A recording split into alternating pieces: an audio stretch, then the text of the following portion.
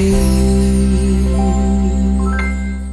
ഏകദേശം 500-ലധികം എപ്പിസോഡുകൾ ജീവിതം സാക്ഷി പിന്നിട്ടിരിക്കുകയാണ്. വിവിധതരം കേസുകളിലെന്ന് ഞാൻ പറയുന്നില്ല, കുടുംബകഥകൾ ഇവിടെ ചർച്ച ചെയ്യപ്പെട്ടു കഴിഞ്ഞു. തർക്കങ്ങളും വഴക്കുകളും അതിൻ്റെ പരിഹാരങ്ങളും. പക്ഷേ ഏറിയ പങ്കും നിങ്ങൾക്കറിയാം, സമാധാനമായിട്ടും സന്തോഷമായിട്ടും മടങ്ങിയവരാണ് പലരും. അവരുമായിട്ട് ഇവിടെ വന്ന കാഴ്ചയെ നിങ്ങൾ കണ്ടു. എങ്കിലും ഈ അടുത്ത സമയത്ത് ഈ പരിപാടിയിലേക്ക് കുറേയധികം പരാതികളും എന്താ പറയുന്നത്, മനുഷ്യാവകാശ കമ്മീഷനിൽ ഇവിടെ വരുന്ന പലരെയും അധിക്ഷേപിക്കുന്നു എന്നൊക്കെയുള്ള പരാതികൾ വന്നതായിട്ട് നിങ്ങൾക്ക് എല്ലാവർക്കും അറിയാം. ഇതിലെൻ്റെ വ്യക്തിപരമായ അഭിപ്രായങ്ങൾ കൂടുതൽ കൊണ്ടുവരാൻ ഞാൻ ശ്രമിക്കാറില്ല. എൻ്റെ ജീവിതാനുഭവങ്ങൾ ഇടയ്ക്ക് അറിയാതെ വന്നു പോയിരിക്കാം.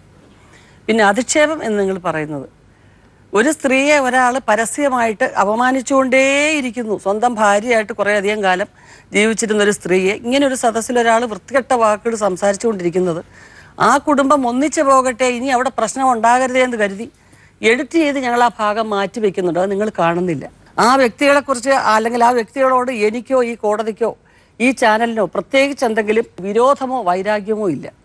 അന്ന് ഇവിടെ നടക്കുന്ന ഈ കാര്യങ്ങൾ എന്ത് പരിഹാരം ചെയ്യാനൊക്കുമോ അതിനുവേണ്ടിയുള്ള ശ്രമങ്ങൾ മാത്രമാണ് നടത്തുന്നത്. ഒരു നടി എന്നതിലുപരി ഒരു കുടുംബത്തിൽ നിന്ന് വന്ന ഒരു സ്ത്രീ എന്ന നിലയ്ക്കും, ഒരു അമ്മയെന്ന നിലയ്ക്കും, ഒരു ഭാര്യ എന്ന നിലയ്ക്കും ഒക്കെ എൻ്റെ വിചാരവികാരങ്ങൾ ഇതിൽ വന്നുപോയിട്ടുണ്ടെങ്കിൽ ക്ഷമിക്കുക. പക്ഷേ വ്യക്തിപരമായിട്ട് ആരെയും അധിക്ഷേപിക്കാൻ ഞാനും ശ്രമിച്ചിട്ടില്ല, ഇവിടെയുള്ള ഈ കോടതി ശ്രമിച്ചിട്ടില്ല എന്ന് വിനയപൂർവ്വം പറഞ്ഞുകൊള്ളുന്നു. സാമ്പത്തികമായിട്ട് പിന്നോക്കം നിൽക്കുന്ന വ്യക്തികൾക്ക് അവരുടെ അവകാശങ്ങൾ നേടിയെടുക്കുന്നതിനുള്ള തടസ്സങ്ങൾ ഭരണാധികാരികൾക്ക് ബോധ്യപ്പെട്ടതിൻ്റെ അടിസ്ഥാനത്തിൽ 1987 ഇന്ത്യൻ പാർലമെൻറ്റ് പാസ്സാക്കിയ ഒരു നിയമമാണ് legal services authorities act. India ഒട്ടുക്കും നിരവധി കേസുകൾ വർഷങ്ങളായിട്ട് തീർപ്പ് ആകാതെ കിടക്കുന്നുണ്ട്. ജനങ്ങൾ കോടതി കയറി ഇറങ്ങി മടുത്ത സാഹചര്യം വരെ ഉണ്ടായിട്ടുണ്ട്. അപ്പോൾ അവർക്ക് അതിൻ്റെ ഒരു പരിഹാരം കാണുന്നതിന് വേണ്ടിയിട്ട് ഈ അതോറിറ്റിയുടെ ഈ നിയമത്തിൻ്റെ കീഴിൽ ലോക അദാലത്തുകൾ സംഘടിപ്പിക്കാൻ വ്യവസ്ഥ ചെയ്തിട്ടുണ്ട്. അത് സുപ്രീം കോടതി മുതൽ താഴെ മുനിസിപ്പൽ കോടതി, മജിസ്ട്രേറ്റ് കോടതി വരെ നിലവിൽ പെൻഡിംഗ് ഉള്ള കേസുകൾ പ്രത്യേകമായിട്ട് കോൺസ്റ്റിറ്റ്യൂട്ട് ചെയ്തിട്ടുള്ള അദാലത്തുകളിൽ റിഫർ ചെയ്യാറുണ്ട്. ഇന്ന് ഞങ്ങളിവിടെ ഇരിക്കുന്നത് ഇവിടെ അദാലത്താണ്. ഒരു ജുഡീഷ്യൽ ഓഫീസർ ഉണ്ടായിരിക്കും, ഒരു അഡ്വക്കേറ്റ് ഉണ്ടായിരിക്കും, ഒരു സോഷ്യൽ വർക്കറും ഉണ്ടായിരിക്കും. ഞങ്ങളുടെ മുമ്പിൽ അവതരിപ്പിക്കപ്പെടുന്ന കേസുകൾ അതിൻ്റെ ന്യായങ്ങൾ മനസ്സിലാക്കി ഒരു തീർപ്പ് കൽപ്പിക്കുക എന്നതാണ് ഞങ്ങളുടെ മുമ്പിലുള്ള ഏറ്റവും കരണീയമായിട്ടുള്ളത്. കോടതിയിൽ നിലവിലില്ലാത്ത കേസുകളും കോടതി മുമ്പാകെ, അദാലത്ത് മുമ്പാകെ പ്രീ ലിറ്റിഗേഷൻ കേസസ് എന്ന് പറയുന്നത് അത് കോടതിയിൽ വരുന്നതിന് മുമ്പുള്ള അവസ്ഥയാണ് ഈ പ്രീ ലിറ്റിഗേഷൻ മുമ്പുള്ള അവസ്ഥ. അങ്ങനെയുള്ള സംഭവങ്ങളും അദാലത്തുകളിൽ കേസ് തീർപ്പാക്കാറുണ്ട്. ഇന്ന് കൈരളി TV മുൻകൈയെടുത്ത് നടത്തുന്ന ഈ പരിപാടിയും ലീഗൽ സർവീസസ് അതോറിറ്റീസ് ആക്ട് 87 കീഴിൽ രൂപീകൃതമായ ഒരു അദാലത്താണ്. ഞങ്ങൾ പ്രശ്നങ്ങൾ വാദിയുടെ ഭാഗത്തുനിന്നും പ്രതിയുടെ ഭാഗത്തുനിന്നുമുള്ള കാര്യങ്ങൾ രണ്ടു കൂട്ടരും പറയും. വിട്ടുപോകുന്നത് ആങ്കറുണ്ട്, അത് കൂടുതലായിട്ട് ചോദിച്ച് അവതരിപ്പിക്കും. അത് കേട്ടതിന് ശേഷം ഞങ്ങളൊരു നിർദ്ദേശം വെക്കും. അത് സ്വീകാര്യമായാൽ, ഇരുകൂട്ടർക്കും സ്വീകാര്യമാണെങ്കിൽ, അദാലത്ത് എന്ന് പറയുമ്പോഴത്തേക്ക് രണ്ടു കൂട്ടരും യോജിച്ചെങ്കിൽ മാത്രമേ അതിനകത്ത് ഒരു അവാർഡ് പാസ്സാക്കാനൊക്കത്തുള്ളൂ. സാധാരണഗതിയിൽ സിവിൽ കോടതിയിലോ മജിസ്ട്രേറ്റ് കോടതിയിലോ പോയി കഴിഞ്ഞാൽ നിങ്ങൾക്കൊരു ജഡ്ജ്മെൻ്റാണ് കിട്ടുന്നത്. അതേസമയത്ത് ലീഗൽ സർവീസ് അതോറിറ്റി അദാലത്തിൻ്റെ മുമ്പാകെ വരുമ്പോഴത്തേക്ക് അതിനെ ഒരു അവാർഡ് എന്നാണ് അറിയപ്പെടുന്നത്. ഇരുകൂട്ടരും സമ്മതിച്ച് ഒരു അവാർഡ് പാസ്സാക്കുകയാണ്. അങ്ങനെ ഇരുകൂട്ടരും സമ്മതിച്ച് ഒരു അവാർഡ് പാസ്സാക്കുന്നതിൻ്റെ ഗുണം ഒരു കേസ് എത്രയും പെട്ടെന്ന് ശാശ്വതമായ പരിഹാരം ഉണ്ടാകുകയാണ്. അദാലത്തിൽ തീർപ്പാകുന്ന വിധിയാകുന്ന കേസുകളിന്മേൽ അപ്പീലില്ല. അതാണ് ഏറ്റവും മുഖ്യമായ കാരണം. അത് വാലിഡാണ്. ഇതിന് നിയമസാധുത ഇല്ല എന്നുള്ള പരാമർശങ്ങളോ ഒന്നിനും അടിസ്ഥാനം ഇല്ല. നിയമപരമായിട്ട് തന്നെ ഇന്ത്യൻ ഗവൺമെൻറ് പാർലമെൻറ്റ് പാസ്സാക്കിയിരിക്കുന്ന നിയമത്തിൻ്റെ കീഴിൽ പ്രവർത്തിക്കുന്ന ഒരു ലീഗൽ ബോഡിയാണ് ഈ അദാലത്ത്. കൈരളിയുടെ എല്ലാ പ്രേക്ഷകർക്കും ജീവിതം സാക്ഷിയിലേക്ക് സ്വാഗതം. ജഡ്ജിംഗ് പാനലിനെ പരിചയപ്പെടുത്തുകയാണ് ബഹുമാനപ്പെട്ട retired district judge K Vasudevan, advocate BS Suresh, psychologist councillor Sheena S. Kalliyoor എന്നാണ് ഇന്നത്തെ പരാതിക്കാരി, റാണി എന്ന് പേര് അല്ലേ. ഭർത്താവിൻ്റെ നിരന്തരമായ മദ്യപാനവും പീഡനങ്ങളും സഹിക്കവയ്യാതെ എങ്ങനെയെങ്കിലും അദ്ദേഹത്തെ ജീവിതത്തിൽ നിന്ന് ഒഴിവാക്കി കിട്ടണം എന്നാണ് പരാതി. മോടെ പേരെന്താ? സുജ. സുജ പഠിക്കുകയാണോ? +2 കഴിഞ്ഞു. +2 കഴിഞ്ഞു. ഇക്കഴിഞ്ഞ വർഷം കഴിഞ്ഞ വർഷം. ഇനി തുടർന്ന് പഠിക്കുന്നില്ലേ? തുടർന്ന് അടുത്ത വർഷം ഡിഗ്രിക്ക് പോകുന്നുണ്ട്. പ്ലാനൊക്കെ ഉണ്ട്. റാണിയുടെ വീട് കല്ലിയൂർ തന്നെയാണ്. തന്നെ. എത്ര പേരുണ്ട് റാണിയുടെ കുടുംബത്തില്? എന്റെ കുടുംബത്തിൽ 4 പേരുണ്ടായിരുന്നു. ഇപ്പൊ ഞങ്ങൾ 2 പേരേ ഉള്ളൂ. റാണി? ഞാനും എന്റെ ചേച്ചിയും മാത്രമേ ഉള്ളൂ. അച്ഛനും അമ്മയും നേരത്തെ? അച്ഛനും അമ്മയും കൊച്ചുനാളിലെ മരിച്ചു പോയതാണ്. കല്യാണമൊക്കെ നടത്തി വെച്ചതൊക്കെ ആരാ? കല്യാണം നടത്തിയത് എന്റെ അനിയത്തി. എന്റെ കല്യാണം നടത്തിയ അനിയത്തിയുടെ കല്യാണം നേരത്തെ കഴിഞ്ഞിരുന്നു. സ്നേഹിച്ചു പോകാൻ ചെയ്ത സ്നേഹിച്ചു. അപ്പൊ അവര് സഹായിച്ചാണ് ഈ കല്യാണം നടന്നത്. എങ്ങനായിരുന്നു? ആലോചിച്ച് കല്യാണം നടന്നു? ആലോചിച്ചായിരുന്നു. ഭർത്താവിന്റെ വീട്ടുകാരുമായിട്ട് ആലോചിച്ചല്ല, എന്റെ വീട്ടുകാരുമായിട്ട് ആലോചിച്ചാ വിവാഹം നടന്നത്. അവരുടെ വീട്ടുമായിട്ട് അല്ല, അതിനെ പറ്റി എനിക്ക് അറിയത്തില്ലായിരുന്നു. ലാസ്റ്റ് അറിഞ്ഞത് ഭർത്താവിന്റെ വീട്ടുകാരും ആരും സഹകരിക്കത്തില്ലെന്ന്. റാണി ജോലിക്ക് വല്ലതും പോയിരുന്നു? ഞാൻ വീട്ടു ജോലിക്ക് പോയാ ഞാൻ വളർന്നതൊക്കെ. അപ്പൊ കല്യാണത്തിനായിട്ട് സ്വന്തമായിട്ട് ചെറിയ വരുമാനമൊക്കെ ഉണ്ടായിരുന്നു? ഉണ്ടല്ലേ. പഠിക്കാൻ പോയിട്ടുണ്ടോ? ഇല്ല, പഠിച്ചിട്ടില്ല. അമ്മ കൊച്ചിലെ മരിച്ചത് കൊണ്ട് പിന്നെ പഠിപ്പിക്കാൻ ആരും പോയിട്ടില്ല. അപ്പൊ കല്യാണം ആലോചിച്ച് രണ്ടുപേർക്കും ഇഷ്ടപ്പെട്ടു? എനിക്ക് ഇഷ്ടപ്പെട്ടില്ലായിരുന്നു ആദ്യം. ഞാൻ വേണ്ടെന്ന് കന്യത്തിയുടെ അടുത്ത് പറഞ്ഞു, മദ്യപിക്കുന്ന ഒരാളിനെ എനിക്ക് വേണ്ടെന്ന് ഞാൻ പറഞ്ഞിട്ടുണ്ട്. അപ്പോഴേ മദ്യപിക്കുമെന്ന് അറിയായിരുന്നു? കണ്ണൊക്കെ പെണ്ണ് കാണാൻ വന്നപ്പോഴേ കണ്ണൊക്കെ കണ്ടപ്പോഴേ എനിക്ക് മനസ്സിലായി ഒരു മദ്യപാനിയാണെന്ന്. അപ്പോഴേ ഞാൻ പറഞ്ഞു എനിക്ക് വേണ്ടാന്ന്. അപ്പൊ അനിയത്തി പറഞ്ഞു ഇല്ല, അത് ചേച്ചിക്ക് തോന്നുന്നതാന്നൊക്കെ പറഞ്ഞു. ഞാൻ പറഞ്ഞില്ല, എനിക്ക് കണ്ടാ അറിയാം. അപ്പൊ ലാസ്റ്റ് അവള് പറഞ്ഞു അത് ചേച്ചി വേറെ ആരെയും സ്നേഹിക്കുന്നുണ്ട് അതുകൊണ്ടാ എന്ന് പറഞ്ഞു. ഞാൻ പറഞ്ഞില്ലടി, ഞാൻ മുമ്പേ പറഞ്ഞിട്ടുണ്ടല്ലോ, നിങ്ങളാരും ഞാൻ ശല്യം ചെയ്യാൻ വരത്തില്ല, ഞാൻ വീടുകളിൽ നിന്ന് തന്നെ ഞാൻ ജീവിച്ചോളാം, ആരും വീട്ടിൽ ഞാൻ വരത്തില്ലെന്ന് പറഞ്ഞിട്ടുണ്ട്. അപ്പൊ എനിക്ക് വിവാഹം വേണ്ടെന്ന് പറഞ്ഞിട്ടുണ്ട്. അപ്പൊ അവള് കേട്ടില്ല. എൻ്റെ അപ്പം മരിക്കും മുമ്പേ പറഞ്ഞിട്ടുണ്ട്, ഇത് അനിയത്തി കല്യാണം കഴിഞ്ഞാൽ ചേച്ചി വീട്ടിൽ ഇരുന്ന് പോവും എന്ന് അവളെ കൂടെ പറഞ്ഞിട്ടുണ്ട്. അപ്പൊ അതുകൊണ്ട് അവള് എന്നെ ഒഴിവാക്കിയത് ആദ്യം. ഇന്നെന്ന് വെച്ചാൽ ചേച്ചിയെ ഇനി വീട്ടിൽ ഇരുന്നെന്നുള്ള പേര് വേണ്ട എന്നുള്ള രീതിയിൽ കല്യാണം നടത്തിയത് അവള്. നിശ്ചയം നടത്തിയില്ല? പള്ളിയിലൊക്കെ പറഞ്ഞൊക്കെ? ഇല്ല, പള്ളിയിലൊന്നും അങ്ങനെ പറഞ്ഞില്ല. അനിയത്തി ഒരു ഹിന്ദു വിഭാഗത്തിൽപ്പെട്ട ഒരാളിനെ സ്നേഹിച്ചു പോയത്. അപ്പൊ പള്ളിക്കാരുമായിട്ട് ഇടപെടത്തില്ല. അപ്പൊ അനിയത്തിയുടെ ഭർത്താവ് പറഞ്ഞു എന്റെ വീട്ടിൽ വെച്ചാൽ ഈ വിവാഹം നടത്തുന്നെങ്കിൽ അവരുടെ രീതിയിലേ നടത്താൻ പറ്റത്തുള്ളൂ എന്ന് പറഞ്ഞു. അങ്ങനെ അനിയത്തിയുടെ രീതിയിലാണ് നടത്തിയത്. ഭർത്താവിന്റെ പേരെന്താ? ഭർത്താവിന്റെ പേര് ആൻഡ്രോ റെഗുലസ്. ആൻഡ്രോ. എന്നിട്ട് നേരെ എവിടെയാ പോയി താമസിച്ചത്? അദ്ദേഹത്തിന്റെ വീട്ടിൽ? ഇല്ല, അദ്ദേഹത്തിന്റെ വീട്ടിൽ കൊണ്ടുപോയില്ല. വിവാഹം കഴിഞ്ഞപ്പോഴത്തേക്ക് ഈ പെണ്ണ് ആലോചിച്ച് വരുമല്ലോ, അങ്ങനെ ആ തരവന്റെ വീട്ടിലാ കൊണ്ടുപോയ വിവാഹം കഴിഞ്ഞതിന് ശേഷം. അപ്പൊ ഞങ്ങള് 3ന്റെ മറുപടിക്ക് അനിയത്തിയുടെ വീട്ടിൽ വിളിച്ചിരുന്നു. അങ്ങനെ പോയപ്പോഴത്തേക്ക് പറഞ്ഞു ഞാൻ വീട്ടിൽ പോകുന്നെന്ന് പറഞ്ഞു. അപ്പൊ ഞാൻ പറഞ്ഞില്ല, വീട്ടിൽ പോയി അപ്പൊ ഞാൻ ഇവിടെ ഒറ്റയ്ക്കാന്ന് ചോദിച്ചു. അപ്പൊ പറഞ്ഞില്ല, നമുക്കിവിടെ താമസിക്കാം എന്ന് പറഞ്ഞു. അപ്പൊ ഞാൻ പറഞ്ഞില്ല, എനിക്കും കൂടെ വരണം വീട്ടില്. അപ്പൊ എനിക്കൊരു പേടിയായിരുന്നു. എന്ന് വെച്ചാൽ ഒരു മദ്യപിക്കുന്ന ഒരാളല്ലേ, ചിലപ്പോൾ വിവാഹം കഴിഞ്ഞ് എന്നെ അവിടെ തന്നെ ഇട്ടിട്ട് പോയാലോ. അപ്പൊ എനിക്ക് ഒരു നാണക്കേട് പോലെ ഉള്ള ഒരു ഇതായിരുന്നു. അപ്പം ഞാൻ പറഞ്ഞില്ല, എനിക്ക് നിങ്ങളെ വീട്ടിൽ തന്നെ താമസിക്കണമെന്ന് പറഞ്ഞു. അപ്പം അങ്ങനെ പറഞ്ഞപ്പോഴത്തേക്ക് പറഞ്ഞു എന്നാൽ ഞാൻ വീട്ടിൽ പോയി ചോദിച്ചിട്ട് വരട്ട് എന്ന് പറഞ്ഞു. അപ്പോൾ വന്ന് ചോദിച്ചപ്പോഴത്തേക്കും ചേട്ടനൊരു വലിയച്ഛയുണ്ട്, പപ്പയുടെ ചേട്ടനാര്. അപ്പോൾ ചോദിച്ചെന്ന് ഞാൻ ഇങ്ങനെ ഒരു കല്യാണം കഴിച്ചു എന്ന്. അത് ഈ കയ്യിലൊരു മോതിരം കിടന്നപ്പോഴത്തേക്ക് മനസ്സിലായി നീ എവിടെ നിന്ന് ഒരു പെണ്ണിനെ കൊണ്ടുവന്നെന്നുള്ളത് എന്ന് പറഞ്ഞു. അത് ഞാൻ ഇങ്ങോട്ട് കൊണ്ടുവരട്ടെ എന്ന് ചോദിച്ചു. അപ്പോൾ വലിയച്ഛനാര് പറഞ്ഞു എനിക്കറിയത്തില്ല എന്ന് പറഞ്ഞു. അമ്മയുടെ അടുത്ത് ചോദിച്ചപ്പോൾ അമ്മ പറഞ്ഞു നീ എന്തോ ചെയ്തോന്ന് പറഞ്ഞു. അങ്ങനെ തിരിച്ച് അവിടെ അപ്പം തിരിച്ച് വീട്ടിൽ വന്നു. എൻ്റെ വീട്ടിൽ വന്നിട്ട് പറഞ്ഞു ആദ്യം ഞങ്ങളെ വീട്ടിൽ ഞാൻ പറഞ്ഞിട്ടുണ്ട്, വാ പോകാന്ന് പറഞ്ഞു. അപ്പം എൻ്റെ അനിയത്തി പറഞ്ഞു അപ്പം എൻ്റെ അടുത്ത് പറഞ്ഞ് വാ പോകാന്ന് പറഞ്ഞു. അപ്പം എൻ്റെ അമ്മയുടെ അമ്മ ഉണ്ടായിരുന്നു, അപ്പം അമ്മ പറഞ്ഞു പോകണമെന്ന് പറഞ്ഞു, ഭർത്താവ് വിളിച്ച കൊല്ലാനാണെങ്കിലും പോകണമെന്ന് പറഞ്ഞു. അപ്പം ഞാൻ എന്നിട്ട് അനിയത്തി പറഞ്ഞു വേണ്ട ചേച്ചി ഇന്ന് പോകണ്ട, നാളെ രാവിലെ പോയാൽ മതി അങ്ങനെയെങ്കിൽ എന്ന് പറഞ്ഞു. എന്നിട്ട് എനിക്ക് അപ്പം അമ്മ പറഞ്ഞത് എനിക്ക് ഇത്. അപ്പം അമ്മ പറഞ്ഞു മോളെ എന്ന് പറഞ്ഞു. ഞാൻ എന്നിട്ട് ഒരുങ്ങിപ്പോയപ്പോഴത്തേക്കും ഞങ്ങൾ ഭർത്താവിൻ്റെ വീട്ടിൽ വന്നപ്പോഴത്തേക്കും രാത്രി 12:30 പിറ്റേന്ന് രാവിലെ ആയപ്പോഴത്തേക്കും അനിയത്തിയുടെ ഭർത്താവ് ഇവിടെ വന്നിരുന്നു. എന്നെ ഇവിടെ കൊണ്ടുവന്ന എന്താണെന്ന് അറിയാൻ കരുതി. അപ്പോൾ വന്നിട്ടുണ്ട്. അപ്പം ഞാൻ എന്നിട്ട് അപ്പോഴേ എന്നെ ചോദിക്കുകയും ചെയ്തു, എന്നെ കൊന്നോ ഇല്ലേന്ന് അറിയാൻ വന്നതായിരിക്കും എന്ന് പറഞ്ഞു. അപ്പോൾ ഒന്നും മിണ്ടിയില്ല. അനിയത്തിയുടെ ഭർത്താവ് എന്നിട്ട് നോക്കിയിട്ട് അങ്ങ് പോവുകയും ചെയ്തു. അപ്പോൾ എനിക്ക് എന്നിട്ട് ഭർത്താവിൻ്റെ വീട്ടിൽ എനിക്ക് അങ്ങനെ ഒരു സ്നേഹം എന്നുള്ള ഒരു ഇത് കിട്ടിയിട്ടില്ല. അപ്പം എൻ്റെ അമ്മ പറഞ്ഞു ചോദിച്ചു, അത് മോള് പോയതും അമ്മാവിയുടെ കാലിൽ തൊട്ട് തൊഴുതിട്ട് വേണം കയറാനെന്ന്.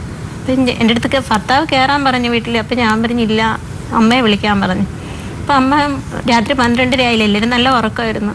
അമ്മയും സഹോദരിമാരൊക്കെ എഴിച്ചു വന്നപ്പോഴത്തേക്കും ഞാൻ 3ാമത്തെ നടയിൽ നിന്നിട്ട് അമ്മയുടെ കാലിൽ തൊട്ട് തൊഴുതപ്പോഴത്തേക്കും അമ്മ വേക്കിലോട്ട് പോയി. അപ്പം എൻ്റെ മനസ്സിൽ തോന്നി അമ്മ പറഞ്ഞത് ഞാൻ ചെയ്തല്ലോ എന്ന് വെച്ചാൽ അവർ നിന്നെടുത്തായാലും എൻ്റെ കൈ തൊട്ടല്ലോ എന്നുള്ള ഇതിൽ. എന്നിട്ട് എൻ്റെ അടുത്ത് ഭർത്താവ് പറഞ്ഞു കയറിക്കൊള്ളാൻ പറഞ്ഞു. ഞാൻ അങ്ങനെ കയറി. എന്നിട്ട് അവിടെ തുണിയൊന്നുമില്ല മാറ്റാൻ. അപ്പോൾ അവരെ സഹോദരിയുടെ ഒരു നൈറ്റി ഉണ്ടായിരുന്നു, എടുത്ത് തന്നു മാറ്റെന്ന് പറഞ്ഞ്. ഇങ്ങനെ മാറ്റിയിട്ട് അന്ന് കിടന്ന് ഉറങ്ങി നേരം വെളുത്ത് എല്ലാ ജോലിയും എൻ്റെ അടുത്ത് പറഞ്ഞു രാവിലെ കഴിച്ച് എല്ലാം ചെയ്തോളാൻ പറഞ്ഞു. എല്ലാം ചെയ്തങ്ങനെ അവർക്ക് എപ്പോഴൊക്കെ സഹോദരിമാര് അദ്ദേഹത്തിന്റെ വിവാഹം കഴിക്കാതെ അവിടെ നിൽക്കുകയായിരുന്നു. സഹോദരിമാര് വിവാഹം കഴിക്കാതെ നിൽക്കുകയായിരുന്നു. അപ്പം അച്ഛനും അമ്മയും സഹോദരിമാരും ഒക്കെ ഉണ്ടാ വീട്ടിൽ. അച്ഛൻ മരിച്ചുപോയി, നേരത്തെ മരിച്ചുപോയി. അമ്മയുണ്ട്, സഹോദരിമാരുണ്ട്, ഒരു അനിയനും ഉണ്ട്. ഇത്രയും പേര് ആ വീട്ടിലുണ്ട്. ഇത്രയും പേര് ആ വീട്ടിലുണ്ട്. എല്ലാ ജോലിയും അന്ന് തൊട്ട് ഞാൻ ചെയ്യുമായിരുന്നു. പിന്നെ പശുവുണ്ട്, അപ്പോഴും കറവയായിരുന്നു, സൊസൈറ്റി കറവ. ഇദ്ദേഹത്തിനും ആൻഡ്രോയ്ക്കും കറവയാണ് ജോലി. ചേട്ടന് കറവ. അങ്ങനെ കറന്നിട്ടൊക്കെ രാത്രി 1 മണിക്കൊക്കെ പൈസ പോകും. അപ്പം അത് ചായയൊക്കെ ഇട്ട് കൊടുത്ത് വിട്ടയച്ചതിന് ശേഷം ഞാൻ കുറച്ചുകൂടെ കിടക്കും. ഒരു 4-5 മണിയാകുമ്പോഴേക്കും എഴിച്ച് പശുവിൻ്റെ കാര്യമെല്ലാം നോക്കിയിട്ട് അടുക്കളയിൽ കയറും, കാപ്പിയൊക്കെ ഉണ്ടാക്കി വെച്ചിട്ട്. പിന്നെ പശുവിൻ്റെ കാര്യമെല്ലാം മൊത്തത്തിൽ ഞാനെല്ലാം ചെയ്യുന്നത്. ഇങ്ങനെ എന്നിട്ട് ഞാൻ 1 മാസം കഴിഞ്ഞപ്പോഴത്തേക്കും ഞാൻ ഗർഭിണിയായി. 3 മാസം ആയപ്പോഴത്തേക്ക് അവർ അപ്പോഴേ എനിക്കറിയാവുന്നത് ഇത്രയും ഒരു ക്രൂരനായൊരു ഭർത്താവാണ്. എന്നിട്ട് നാണക്കേട് സഹിച്ച് വീണ്ടും ജീവിച്ചു. പക്ഷെ മദ്യപിച്ചാണ്ട് ഉപദ്രവിക്കുന്ന മുഴുവൻ മദ്യപിച്ചിട്ടാ ഉപദ്രവിക്കുന്നത്. മദ്യപിക്കാതെ ഇരിക്കുമ്പോൾ ഒരു പാവമാണ്, നല്ലൊരു മനുഷ്യനാണ്. പക്ഷെ മദ്യപിച്ച് കഴിയുമ്പോഴത്തേക്ക് ആരാണെന്നൊന്നുമില്ല, ഒരു അമ്മയെ തന്നെ അടിക്കും. പിന്നെ അമ്മയൊക്കെ അടിക്കുമ്പോഴത്തേക്ക് നമുക്ക് തന്നെ സഹിക്കാൻ പറ്റത്തില്ല. പിടിച്ചു മാറ്റാനൊക്കെ പോകുമ്പോൾ അതൊക്കെ നമുക്കും കൂടെ കിട്ടും. അങ്ങനെ ആയ എനിക്കും കൂടെ അടി കിട്ടാൻ തുടങ്ങിയത്. അപ്പോൾ അനിയത്തിയുടെ അടുത്തൊന്നും പറയത്തില്ല. അനിയത്തിയുടെ അടുത്ത് ആദ്യം പറഞ്ഞല്ലോ വിവാഹം വേണ്ടെന്ന്. അവരൊന്നും കേൾക്കാതെ എനിക്ക് വിവാഹം നടത്തി തന്നത്. ഞാൻ ഒന്നും പറയത്തില്ല, എല്ലാം ഉള്ളിലൊതുക്കും. പിന്നെ എനിക്ക് ഗർഭിണിയായപ്പോഴത്തേക്ക് എനിക്ക് ആഗ്രഹിക്കുന്നൊന്നും എനിക്ക് കിട്ടാറില്ലായിരുന്നു. എന്ന് വെച്ചാൽ പഴയ രീതിയിലുള്ള മരിച്ചിനിയും ഇതൊക്കെയാണ് എനിക്കിഷ്ടം. അപ്പം അതൊക്കെ കിട്ടണമെങ്കിൽ എനിക്ക് വീട്ടിൽ അമ്മച്ചിയുടെ അടുത്ത് പോകണം. അപ്പം എനിക്ക് അമ്മച്ചി എനിക്കിതൊക്കെ തരുന്നത്. അങ്ങനെ ഇരുന്ന് ഞാൻ ഗർഭിണിയായി 6 മാസം ആയപ്പോഴത്തേക്ക് അവിടെ സഹോദരിക്ക് ഒരു വിവാഹാലോചനയൊക്കെ വന്നു. അങ്ങനെ വിവാഹമൊക്കെ അത് നടക്കാറായപ്പോഴത്തേക്കും ഞാൻ പ്രസവിച്ച് കിടന്ന് ദേശം മോക്കൊരു 1 വയസ്സ് 1 മാസമൊക്കെ ആയപ്പോഴത്തേക്ക് തന്നെ സഹോദരിയുടെ വിവാഹവും നടന്നു. ചേട്ടന്റെ സഹോദരിയുടെ വിവാഹം. അപ്പൊ അതൊക്കെ ഭർത്താവിന്റെ വീട്ടിലാണ് പ്രസവം കാര്യങ്ങളൊക്കെ നടത്തിയിരിക്കുന്നത്. ആദ്യത്തത് അങ്ങനെ നടന്നത്. എന്നിട്ട് ഈ 6 മാസം ആയപ്പോഴത്തേക്ക് ഞങ്ങൾ വീട്ടില് പറത്തിയുമായിരുന്നു.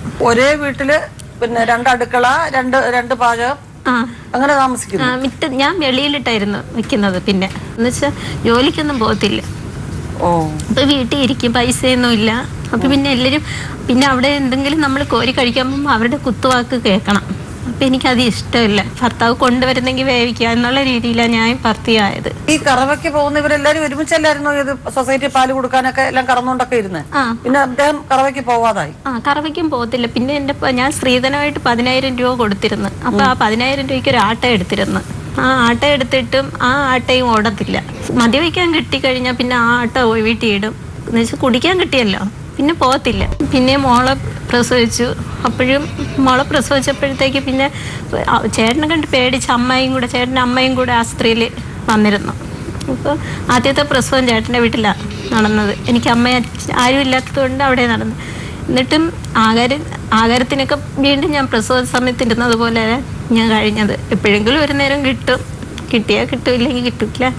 ഞാൻ ചോദിക്കാൻ പോകത്തില്ല. എന്നുവെച്ചാൽ ഭർത്താവ് ജോലി ചെയ്ത് കൊണ്ട് കൊടുക്കുന്നില്ലല്ലോ. അപ്പോൾ പിന്നെ ചോദിക്കാൻ പോകത്തില്ല. വിശപ്പ് സഹിച്ച് അങ്ങനെ ഇരിക്കും. അവ പ്രസവിച്ചപ്പോഴത്തേക്ക് മൂത്ത മോക്ക് പാല് കുടിക്കാൻ പറ്റത്തില്ലായിരുന്നു, അവ കണ്ണാക്കില്ലായിരുന്നു. മൂത്ത മോക്ക്.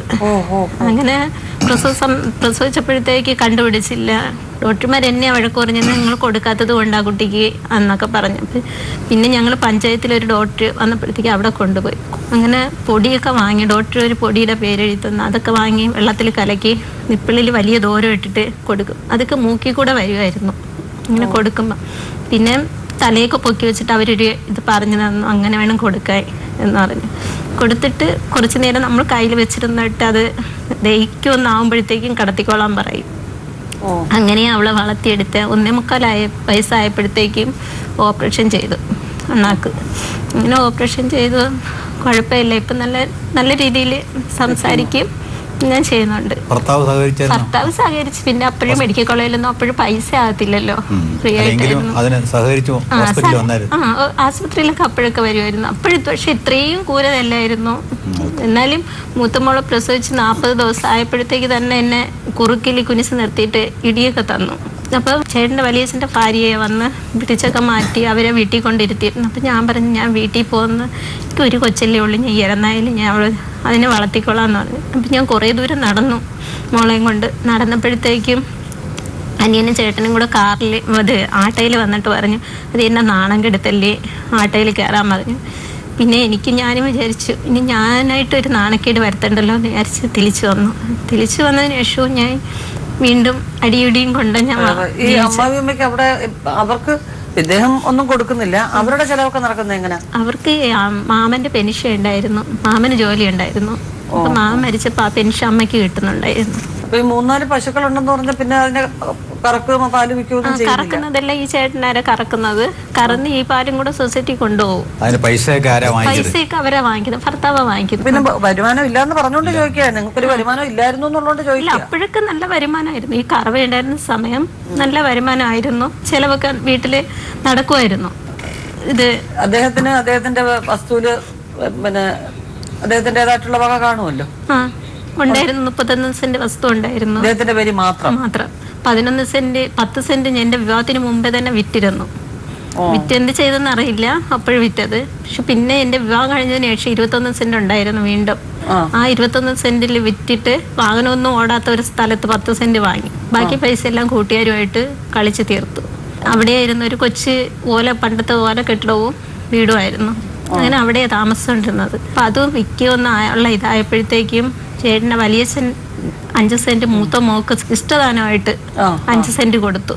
5 സെന്റ് കൊടുത്തപ്പോഴത്തേക്ക് 7,40,000 രൂപയ്ക്ക് ആ വസ്തു വിൽക്കുന്നു. ആ വസ്തു വിറ്റു, 10 സെന്റ് വാങ്ങിച്ച വസ്തു വിറ്റു. അതും വിറ്റു. അത് വിറ്റിട്ടാണ് 7 ലക്ഷം രൂപയ്ക്ക് വിറ്റിട്ടാണ് 5 സെന്റ് മോക്ക് കൊടുത്ത വസ്തുവിൽ വീട് വെക്കുന്നു. ഭർത്താവിന്റെ പൈസ തന്നെയാണ്.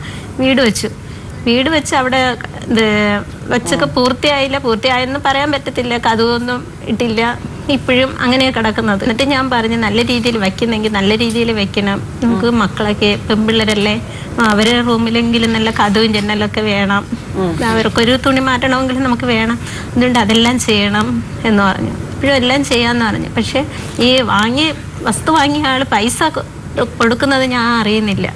അപ്പം എൻ്റെ വസ്തു അല്ലാത്തതുകൊണ്ട് ഞാൻ ചോദിക്കാൻ പോകത്തില്ല അവരുടെ അടുത്ത്. അപ്പം അങ്ങനെ ഇരുന്ന് കുറേശ്ശെ വാങ്ങി കുടിക്കുകയും ചെയ്യും. ഈ വീട് വെച്ചുകൊണ്ടിരുന്ന് അങ്ങനെ ഇരുന്ന് പിന്നീട് ഏകദേശം 3 ലക്ഷം രൂപ വീണ്ടും ബാക്കിയുണ്ട്. അപ്പോഴത്തേക്കും ഞാൻ പറഞ്ഞു, എന്തായാലും ഈ വീട് ഒന്നും ആയില്ല, നമുക്ക് കുറച്ചുകൂടി ചെയ്തിട്ട് നമുക്ക് പാലിയാച്ചൊക്കെ എടുത്ത് കയറാം എന്ന് പറഞ്ഞു. അപ്പൊ ഈ 2 പെൺകുഞ്ഞുങ്ങളുമായി 2 അവരൊക്കെ വളർന്ന് അവര് 6-ലും 7-ലൊക്കെ പഠിക്കുന്ന സമയത്താണ് ഈ വീട് വെക്കുന്നത്. ബാക്കി 3 ലക്ഷം രൂപ ഉണ്ടായിരുന്നത് മൊത്തവും കളിച്ച് തീർത്തു കൂട്ടുകാരുമായിട്ട്. ജനലും ഇട്ടില്ല, കതവാണെങ്കിൽ ഫ്രണ്ടിലൊരു പ്ലൈവുഡ് അടിച്ചു വെച്ച ഒരു കതവ് മാത്രമേ ഉള്ളൂ. അങ്ങനെ ആ വീട് ഇപ്പോഴും ആ സ്ഥിതിയിലായിരിക്കുന്നത്. വെച്ചാൽ പിന്നീട് അവിടെ തൊട്ട് വളർന്നത് 2 മക്കളും ആയതിനു ശേഷം അവിടെ തൊട്ട് ഞാൻ വളർത്തിയത്, വീണ്ടും വീട്ടു ജോലിക്ക് ഇറങ്ങി ഞാൻ വളർത്തിയത്. അപ്പം എനിക്കിപ്പോൾ ഇത്രയും ദൂരം പഠിപ്പിച്ചെത്തിയപ്പോൾ തന്നെ ഏകദേശം എനിക്ക് 1.5 ലക്ഷം രൂപ വരെ കടമുണ്ട്. അപ്പം ഇപ്പം മൂത്ത മോക്ക് ഞാൻ ഇപ്പം പഠിച്ചുകൊണ്ടിരിക്കുന്നെങ്കിലും അവൾക്ക് ഫീസ് കൊടുക്കാൻ എന്നെ കൊണ്ട് കഴിയുന്നില്ല. എത്ര വരെ പഠിച്ചു മൂത്ത മോള്? +2 പഠിച്ചിട്ടാണ് ഇപ്പം നേഴ്സിങ്ങിന് പോയത്. അപ്പം എനിക്കിപ്പം മാസം 2,500 രൂപ വെച്ച് കൊടുക്കണം, അതും അടയ്ക്കാൻ പറ്റുന്നില്ല. പിന്നെ പരീക്ഷ സമയമാകുമ്പോഴത്തേക്ക് 20,000 രൂപ അവർക്ക് അടച്ചു കൊടുക്കണം. അപ്പം അതൊന്നും ഞാൻ അടച്ചില്ല കഴിഞ്ഞ വർഷത്തത്. അപ്പം ഞാൻ ഇപ്പം എന്ന് വെച്ചാൽ എനിക്ക് ഒരു സത്യം പറഞ്ഞാൽ ഞാൻ ഇപ്പം ഒരു രോഗിയാണ്. ഇപ്പം ഞാൻ വീട്ടിൽ സുഖമില്ലാതെ കിടന്നതിന് ശേഷം ഇപ്പം 10 ദിവസമായി ഒരു മരണ വീട്ടിൽ എന്നെ ജോലിക്ക് വിളിച്ചത്. എനിക്ക് ഷുഗറിൻ്റെ പ്രശ്നമുണ്ട്. പിന്നെ ഈ അടിയൊടി കൊണ്ട് എനിക്കിപ്പോൾ രാത്രി ഈ 10 ദിവസത്തെ ജോലിക്ക് വിളിച്ചെങ്കിലും എനിക്കിപ്പോൾ രാത്രിയും ജോലിക്ക് പോകാൻ തുടങ്ങിയതിന് ശേഷം എനിക്ക് ഉറക്കമില്ല. എന്ന് വെച്ചാൽ എൻ്റെ ശരീരം മൊത്തം വേദനയാണ് ഈ അടിയൊക്കെ കൊണ്ട്. മൂത്ത മോള് എവിടെ നഴ്സിംഗ് പഠിക്കുന്നത്? കൊട്ടിയം ജനറൽ നഴ്സിംഗാണ് പഠിക്കുന്നത്. എത്രാമത്തെ കൊല്ലം? ഇത് 2ാമത്തെ കൊല്ലം. ഈ മക്കളോട് എങ്ങനെയാ അദ്ദേഹത്തിന്റെ പെരുമാറ്റം? മക്കളുടെ മൂത്ത മോളെ ഭയങ്കര അടിയൊക്കെ ആയിരുന്നു. അപ്പൊ എന്തിനായി അടിക്കുന്നത്? മദ്യപിച്ചിട്ട് വന്നിട്ട് ഞങ്ങനെ അടിക്കും പോലെ മക്കളെ മദ്യപിച്ച് വന്നിട്ടല്ലേ എന്ത് കാരണം പറഞ്ഞാൽ കാരണമൊന്നും കാണത്തില്ല. ചിലപ്പോ പുറത്ത് വഴക്കുണ്ടാക്കിയിട്ടായിരിക്കും വീട്ടിൽ വരുന്നത്. അപ്പൊ ആ ദേഷ്യം തീർക്കുന്ന മൊത്തം വീട്ടില. ആദ്യം മക്കളെ ദേഹത്ത് അടിക്കുമ്പോഴത്തേക്കും അപ്പം ഞാൻ പറയും മക്കളെ അടിക്കല്ലേ, എനിക്ക് ഇഷ്ടമല്ല, മക്കളെ അടിക്കാൻ തെറ്റ് കണ്ട കമ്പെടുത്ത് മുട്ടിന് താഴെ ഇഷ്ടം പോലെ കൊടുത്തോളൂ എന്ന് പറഞ്ഞിട്ടുണ്ട്. പക്ഷെ കേൾക്കത്തില്ല. എന്നെ തലയിൽ എവിടേക്ക് എന്നെ അടിക്കുന്നു അതുപോലെ മക്കളെ അടിക്കുന്നത്. എൻ്റെ മനസ്സിലപ്പോഴും വിഷമം തോന്നുമ്പോഴത്തേക്കും ഞാൻ പോടാന്നൊക്കെ വിളിച്ചിട്ടുണ്ട്. പക്ഷെ എനിക്ക് അത്രമാത്രം എനിക്ക് താങ്ങാൻ പറ്റത്തില്ല. ഞാൻ എൻ്റെ അമ്മയും അപ്പൻ്റെയും കയ്യിൽ നിന്ന് അടി കൊള്ളേണ്ടതിന് പകരം ഞാൻ കണ്ടവരെ വീട്ടിൽ നിന്ന് ജോലി ചെയ്യുമ്പോൾ അവരെ കയ്യിൽ നിന്ന് അടി കൊണ്ട് വളർന്നു. അപ്പം ഞാൻ പറഞ്ഞിട്ടുണ്ട് എൻ്റെ മക്കളെ എനിക്ക് അങ്ങനെ അടിക്കുന്ന ഇഷ്ടമല്ല എന്നെല്ലാം ഞാൻ പറയും. എന്നാലും അവരങ്ങനെ കേൾക്കത്തില്ല. അവർ വീണ്ടും മദ്യപിച്ചിട്ട് വന്ന് അങ്ങനെ ചെയ്യും. ഈ സ്ത്രീകളെ കുറിച്ചൊക്കെ വളരെ മോശമായിട്ട് സ്വഭാവം മോശമാണെന്നൊക്കെ ആ രീതിയിൽ സംസാരിച്ചാണോ ഉപദ്രവിക്കുന്നത്? ചിലർക്ക് അവരിഷ്ടപ്പെടാത്ത എന്തെങ്കിലും കാര്യങ്ങൾ വീട്ടിൽ ചെയ്യുന്നതിന്റെ ദേഷ്യത്തിനായിരിക്കും അങ്ങനെ പറഞ്ഞ് ഉപദ്രവിക്കാറുണ്ട്. എനിക്ക് ഇഷ്ടപ്പെട്ട ആഹാരം വെച്ചില്ല, അല്ലെങ്കിൽ വീട് വൃത്തിയാക്കിയിട്ടില്ല, അല്ലെങ്കിൽ എന്തെങ്കിലും എതിർത്ത് സംസാരിച്ചു, അങ്ങനെ പറഞ്ഞാണോ? അതല്ലെന്നുണ്ടെങ്കിൽ മദ്യപിച്ച് കഴിയുമ്പോൾ പൊതുവെ സ്ത്രീകളോടുള്ള അമർഷം തീർക്കാൻ അവരെ കുറിച്ച് അനാവശ്യങ്ങൾ പറയുക, അശ്ലീലം പറയുക, അങ്ങനെ പറഞ്ഞു ഉപദ്രവിക്കുകയാണ്. എന്താ അദ്ദേഹത്തിന്റെ പൊതുവെ ഇത്? പക്ഷേ വരുമ്പോഴത്തേക്ക് മേഡം പറഞ്ഞതുപോലെ ചില ദിവസം വരുന്നത് എനിക്ക് എന്നെ ആഹാരമുണ്ടോ എന്ന് ചോദിക്കുന്നത്. പക്ഷെ അവർ വീട്ടിൽ കൊണ്ടുവന്നാലല്ല വേവിക്കാൻ പറ്റത്തുള്ളൂ, അല്ലാതെ നമുക്ക് വേവിക്കാൻ പറ്റത്തില്ല. അവർക്ക് എപ്പോഴും ചൂടായിരിക്കണം, നല്ല രുചിയുള്ള ഭക്ഷണം വേണം, ഇതൊക്കെയാണ് നിർബന്ധം. ഒന്നും ഇല്ലെന്ന് പറയാൻ പാടില്ല അവരടുത്ത്. ഇന്നതില്ല വാങ്ങിക്കൊണ്ട് വരണം എന്നെന്തെങ്കിലും പറയുവാണെങ്കിൽ ഇപ്പുറം ആളുകൾ കേൾക്കും, നീ എന്താ ഈ പറയുന്നത്? അപ്പം ഞാൻ പറയും വീട്ടുകാരിയല്ലേ പറയുന്നത്, വീട്ടിൽ സാധനം ഇല്ലാത്തതിന് എല്ലാവരുടെ വീട്ടിൽ നിന്ന് സാധനം വാങ്ങിക്കുന്നതാ. ഒന്നും പറയാൻ പാടില്ല, തേങ്ങ ഇല്ലെന്ന് പറയാൻ പാടില്ല, എണ്ണ ഇല്ലെന്ന് പറയാൻ പാടില്ല, ഒന്നും മുളകൊന്നും ഇല്ലെന്ന് പറയാൻ പാടില്ല. ഞാൻ പറയും ഇതെല്ലാം ഉണ്ടെങ്കിൽ ആഹാരം വെച്ചാൽ നന്നായിരിക്കുള്ളൂ, അല്ലെങ്കിൽ ടേസ്റ്റൊക്കെ കുറഞ്ഞായിരിക്കുള്ളൂ എന്ന് പറയും. എനിക്ക് എന്തുണ്ട്, വീണ്ടും ചോദിക്കുക എനിക്ക് എന്തുണ്ട് എന്ന് ചോദിച്ചിരിക്കും. അപ്പം നമ്മൾ മിണ്ടാതിരിക്കണ വേണ്ടില്ലെന്ന് പറഞ്ഞ് ഒന്ന് തരുമ്പോഴത്തേക്ക് ഞാൻ പറയും എന്നെ എന്തിനാ അടിക്കുന്നതെന്ന് ചോദിക്കുമ്പോഴത്തേക്ക് അടുത്ത് വീണ്ടും തരും. പിന്നെ എന്റെ വായിന്ന് വെച്ചാൽ എന്റെ ദേഹം നോക്കുമ്പോഴത്തേക്ക് ഞാൻ പോടാന്നൊക്കെ വിളിക്കും. നമ്മുടെ ദേഷ്യം തീർക്കാൻ നമ്മൾ വിളിക്കാറുണ്ട്. അദ്ദേഹത്തിന് ആഹാരപ്രിയനാണ്, അദ്ദേഹത്തിന് സുഖിച്ച് ആഹാരം കഴിക്കണം, കുറവ് വരുത്താൻ പാടില്ല.